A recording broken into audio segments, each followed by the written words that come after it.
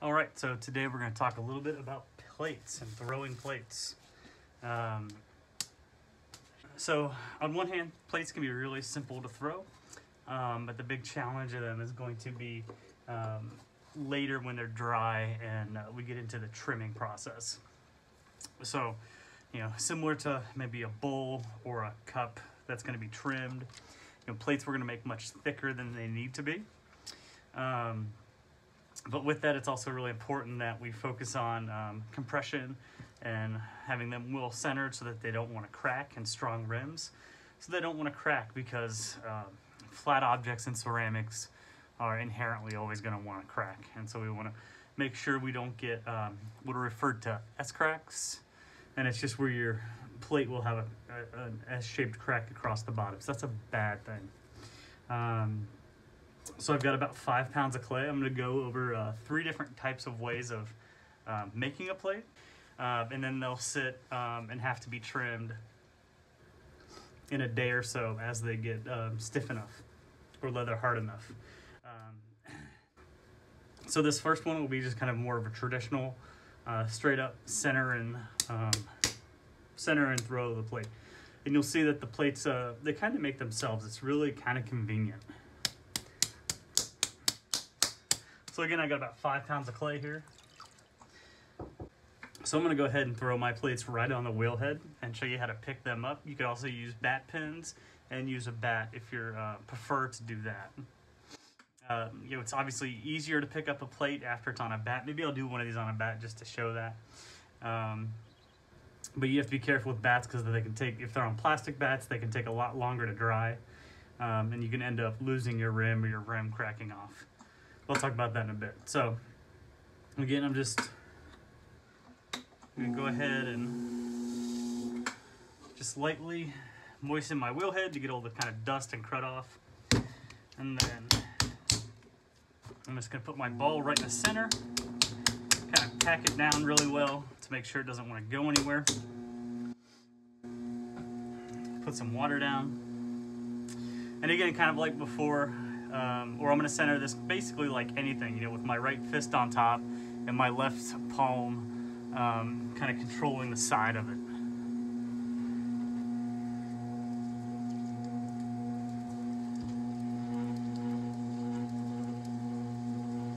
So far, if you've only worked on the scale of bowls or cups, ratcheting it up to 5 pounds of clay is going to be more difficult.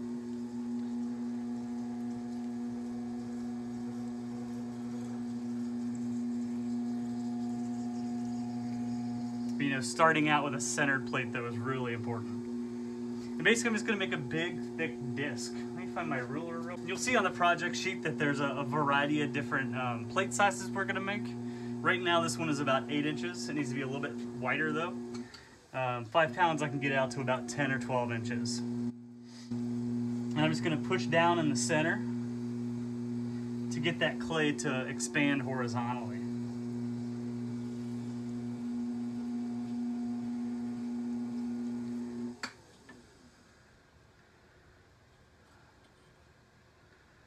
So now I'm about 9 inches. Let's see if we can get another inch out of this.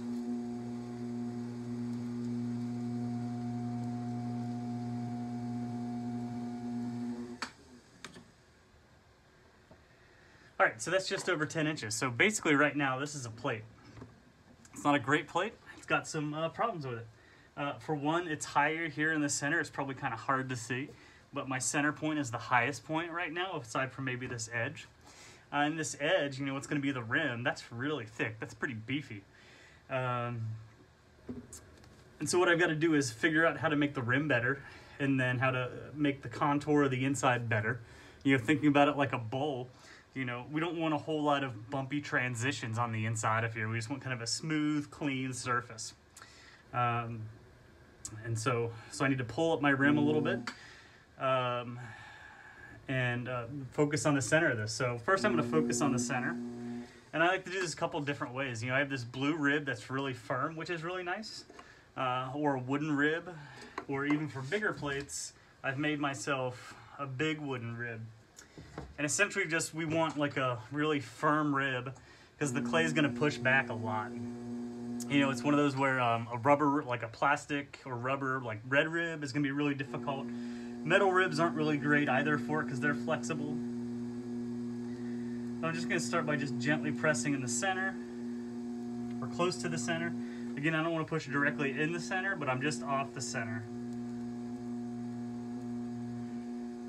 And then rather than kind of sliding back and forth with my rib, I'm going to pick it up and drop it at every place I want to put pressure down.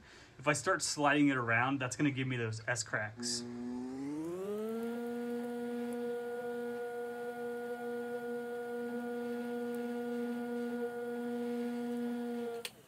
Okay, so that's got a much nicer kind of flatness to, or flatness with just a bit of curve. And again, the compression of that's really important so it doesn't crack. And so now I'm going to go ahead and pull up this rim because this rim right now is just too thick. And I'm going to end up trimming a foot ring in the back of this, but I want to make sure that my trim has been thrown rather than, my rim has been thrown rather than trimmed to get a better surface. So to do that, you know, it's not that different from how we pull anything, except I just don't have to do as much.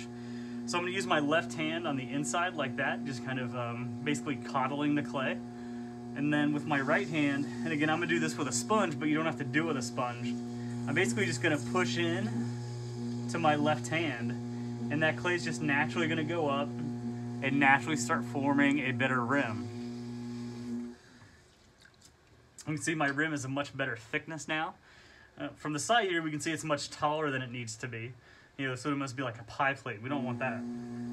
So I'm just going to compress this really quick.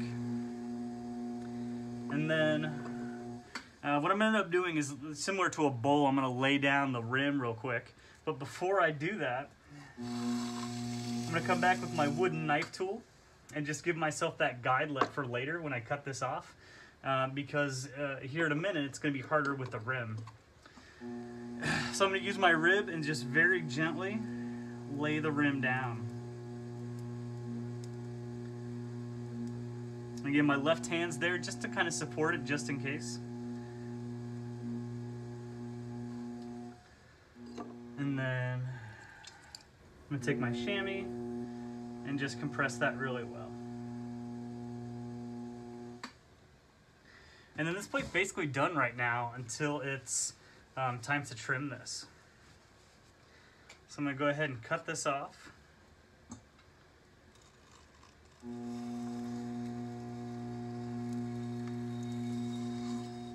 So with plates, it's really important that you hold the wire really tight. Otherwise, the wire is going to want to curve up, and you're going to cut into a lot of your clay in the bottom. And it's really important that you retain as much clay as you can down at the bottom, and we'll go over that in trimming. So I'm just going to pick this up here. Again, my hands are nice and dry. I've ribbed off almost all the moisture of this clay. And I'm just going to pick that back end up over at 12 o'clock and then lift it, grab it with my hand, and walk over to a board. And then at that point, you know, the clay just kind of has the memory to lay back down. You know, if you're throwing with not enough clay and it gets really thin, you're going to end up having a problem with your plate warping really bad. So like I said, 5 pounds for about 10 to 12 inches. Use a little bit more if you're worried about it. It's not going to hurt.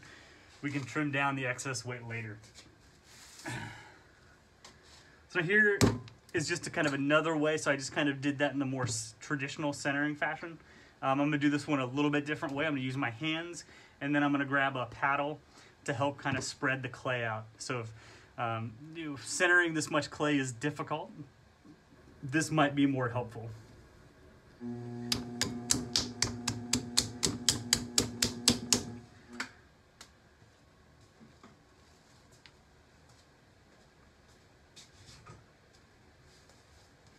And so as I center like this, we're going to notice that it's going to be a little bit uneven or a little bit off center, but that's okay. We'll get there. And so I'm just going to use a paddle for this. This is one I made out of a 2x4, but any of the ones we have in the studio would work as well. It's just important that it's dry because you don't want it to stick to the clay. I find this to be much easier. You could also use your hand to punch this down. But it can be really hard on the hand and the joints of the wrist, so a paddle really does the work for you.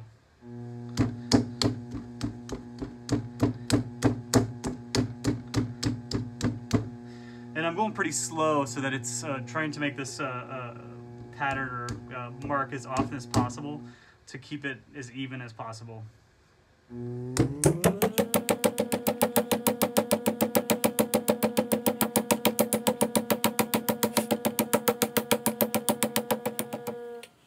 So I'm going to set my paddle down,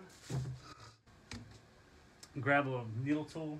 Right now, you know, this is reasonably flat, reasonably even on the top, but we can see that top or the rim or the outer ring right now is very off-centered.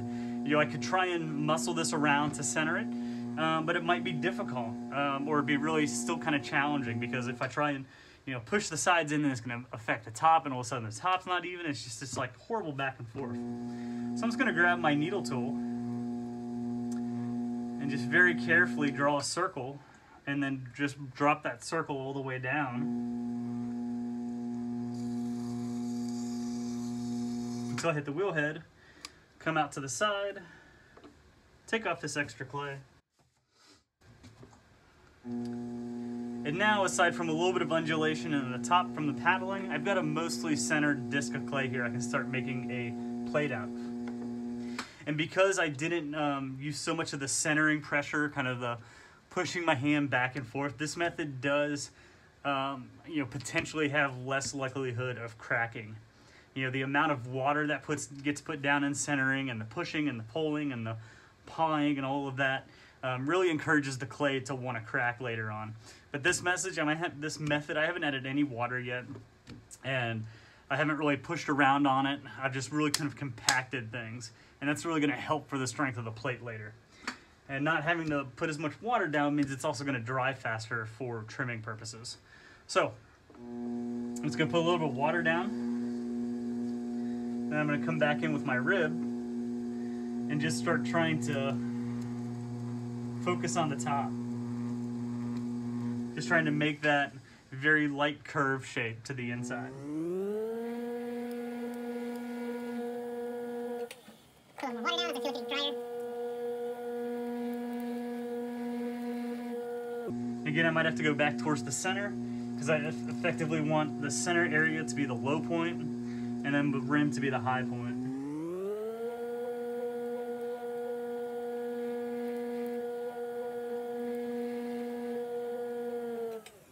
Alright, so now my interior has a nice shape to it, and I'm back to just pulling that rim up. And again, put a little more water down. I'm just gonna, again, coddle the clay with my left hand and push in with my right hand.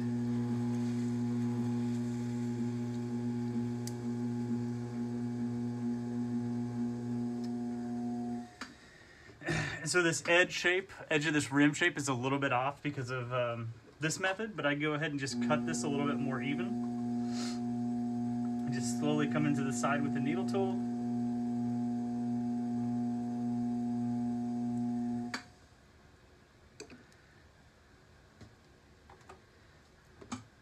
And I'm ready to just compress this again now, so it's not so blocky.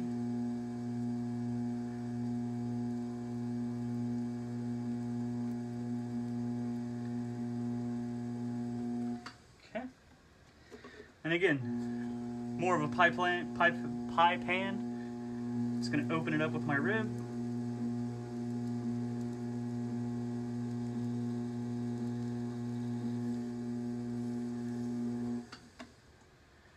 All right, compress it one last time.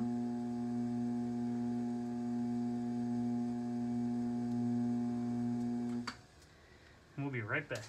So with plates on the wheel, like right now, can be a really nice time to put slip down. If I'd rather have a white background for maybe some imagery or drawing, and just pour a little of this on. You know, putting this on right now opposed to later is really the most efficient to help it not want to crack later on, because it's adding so much moisture to the surface. With like a cup or a cylinder or a bowl, it's a little easier to get away with. But again, this sort of flat object, clay doesn't like to be flat. So putting the slip on now and letting it dry with the plate is going to help it not crack later. Here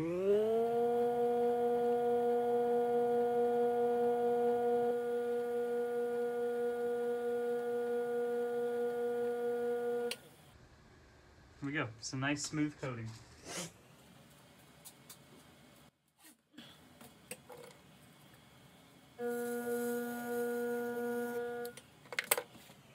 As this goes leather hard, I could draw on it with something or put pattern in it, put more slip on it to, again, break up the form.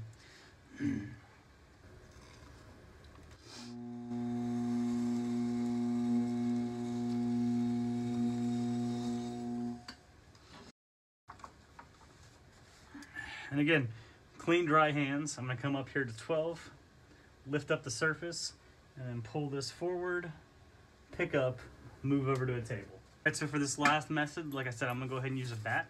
If you haven't used bats or seen bats on the wheel, there's two little holes that fit these bat pins. Over by Glazes, there's a metal can that says bat pins, and you can find some in there. Just return them when you're done, or I'll post a link if you want to get your own from the Lowe's, which would probably be better, because they're always there if you have your own, and they're only like $2 each. So this is a bat. We have a few different kinds. This one's kind of like a masonite type surface. There's some plastic ones, things like that. This one was also left really dirty. Please be a better person than this last person who used this, and make sure that you're cleaning bats after you use them. It's really disrespectful to the next person if you don't clean up after yourselves. So I'm just gonna, there's two holes, two bat pins. It fits right inside.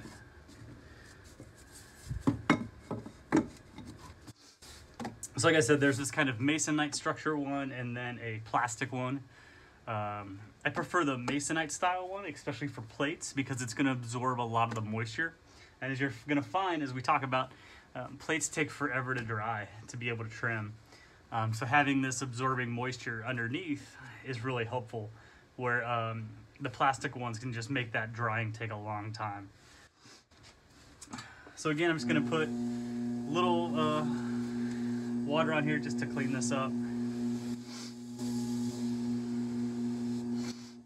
So for this method to simplify the centering process one step further, I've grabbed this kind of big, thick, semicircle slab situation. So I'm gonna put that on the wheel head and then just tap it down. And this time, it's basically the same idea as the last one, except I didn't have to center anything. I didn't have to hit it with a paddle, I didn't have to use my hands, I didn't have to use excessive amounts of water. It's just this big, thick, flat disc. Put some water down, and I'm gonna grab my rib. Last time I did cut first, then did the ribbing. This time I'm gonna rib first, then do the cutting, so we can see that variation.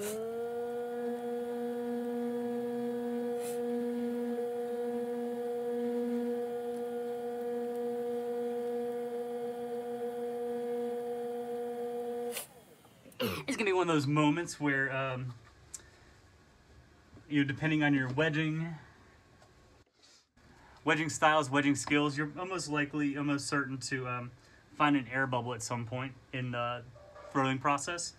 So as that happens, you can just poke that with a needle tool, pop it, and then go back over with your rib and compress that and not have to worry about it. It's just an air bubble, so nothing's gonna happen. It will just be a little bit unsightly. And you could even later go ahead and pop it as well and just smooth it over. But now I'm gonna go ahead and cut my rim, because again, it is uneven.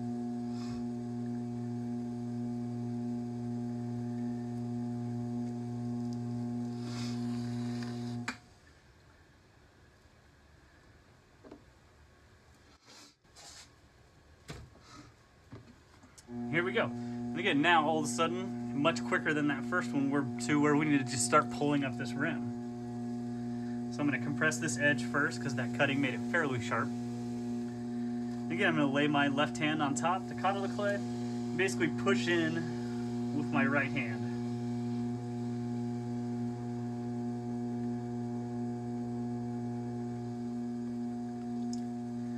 I'm going to compress the rim.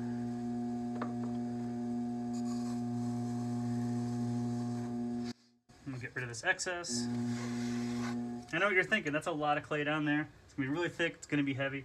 Don't worry, we're gonna trim it, and it'll be good to go.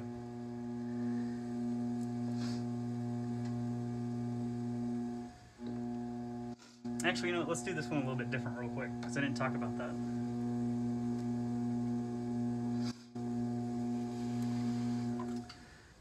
So for those first two, I did kind of just a big open, swooping, curving plate.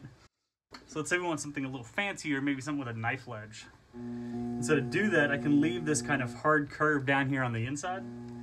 But then, as I open, I'm just going to open this top.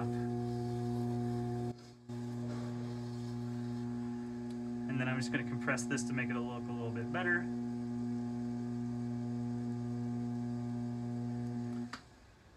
And now we have a plate with a knife ledge. Sometimes this one's kind of small, it's a small plate, but you could use that for decoration, variation in glazing, all sorts of possibilities.